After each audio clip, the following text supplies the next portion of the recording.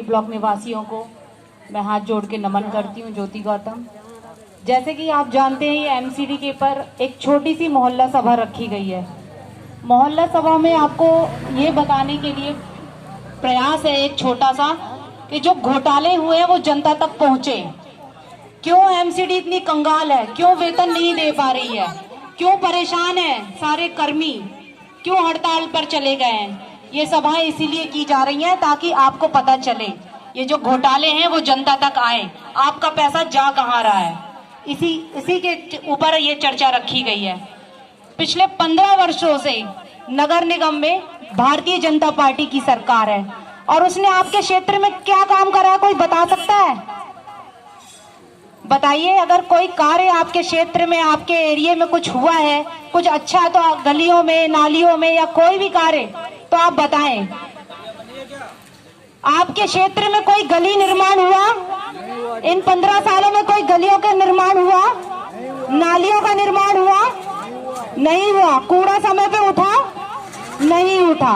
ये काम किसके थे? एमसीडी के थे। वो अपने काम में खरी नहीं उतरी, लेकिन घोटालों में खरी उतरी है। वो पिछले 15 वर्ष का सबसे बड़ा घोटाला है जो एमसीडी में हुआ है, वो 2500 करोड़ का हुआ है, जो कि वो आपकी कमाई थी। आप कोई बता सकता है कि पिछले जो इलेक्शन हुए थे 2017 में, उसमें काउंसलरों को टिकट बीजेपी ने क्यों काट दिया था? कोई बताएगा क्यों काटा था? पार्षदों के टिकट क्यों काट दिए थे? भ्रष्टाचार था। बिल्कुल सही बात, भ्रष्टाचार था और कोई उन्हें वोट नहीं देता और उनकी सरकार नहीं आती। सरकार बनाने के लिए उन्होंने चेहरे तो बदल दिए, लेकिन भ्रष्टाचार वही रहा। कितने लोग मानते हैं एमसीडी में भ्रष्टाचार है? हाथ उठाकर बताएं। भ्रष्टाचार है, सब मानते हैं ये बात। तो अगली बार इनकी सरकार होगी? नहीं। भ्रष्टाचार एमसीडी नंबर 1 है, दिल्ली पुलिस दूसरे पे है भ्रष्टाचार। बिल्कुल बिल्कुल सही बात कही मेरे भाई ने। एमसीडी, आप माइक में बताएंगे?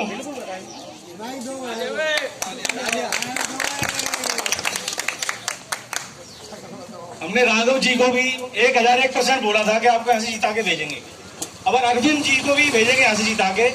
लेकिन मेरे इस समाज में, वालिद समाज में, एमसीडी में ऐसा क्यों होता है कि 25-25 साल तक आदमी परमानेंट नहीं होता है? ये सिस्टम कब सुधरेगा? तो भ्रष्टाचार खत्म होगा। हम केजरीवाल जी को चुन के लाए थे, केजरीवाल जी ने सिस्टम ठीक किया है। केजरीवाल जी से ही उम्मीद है।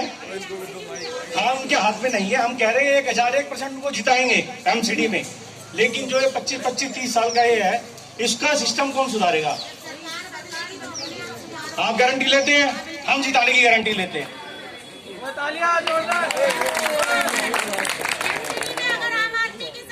आ गई है,